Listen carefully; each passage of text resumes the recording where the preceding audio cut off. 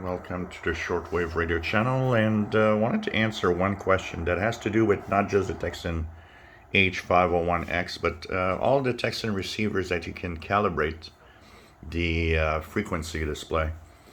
One of the common complaints of users is that they have the impression that it's not normal, that you have to recalibrate the receiver often and when you use it. And typically, personally, I calibrate the radio every time I use it. And yes, it is normal. You got to be careful with the impression that you have on your radio. Remember that a Tecsun PL-330 is very inexpensive. It cannot have the precision and keep that precision like a high-end $1,000 receiver. And even then, if you have high-end receivers, you'll know that over time, a lot of them do need to be recalibrated because of, the electronics change, the values of the parts change over time with heat and cold and different temperatures. So you got to keep in mind that here you have technology that is much less expensive, that it's already very amazing that we get 10 hertz precision on a frequency display. You got to think about that. For the price paid, you get such high precision. It's normal that when you actually turn it off, turn it back on the next day, it might be a little off. It usually isn't very big. The difference isn't that much, but it might be a little off, and it's normal. There's no problem there. You just recalibrate it. I've seen people saying, well, I returned the radio because, I have to recalibrate it all the time. It's defective. There's nothing defective about that. It's understanding that for the price paid, you are getting such high precision that, these are not, once again, $1,000 radios. They are much less expensive. Still, it's quite an amazement that they give you that precision. A lot of people also don't understand that when they use a standard radio, one that has a fine tuning or a BFO, that precision, you have no idea how it is, because the BFO, if you would mark the button to see where zero beat is, for example, you would notice that that changes constantly, and that the same effect is on every radio.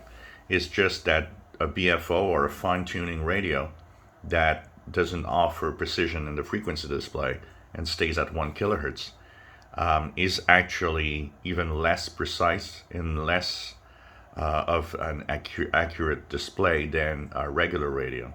They all have that. It's kind of normal for the price paid. Once again, I know that for some people, certain radios are more expensive than others, and for some people, some radios are very expensive for them.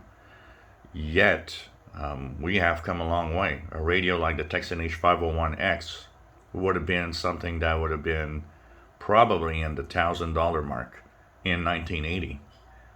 Close, because of all the precision and all the technology used. And you get this today at, 200 and some US dollars. 298, I believe, US dollars for the X, 235 for the 990X.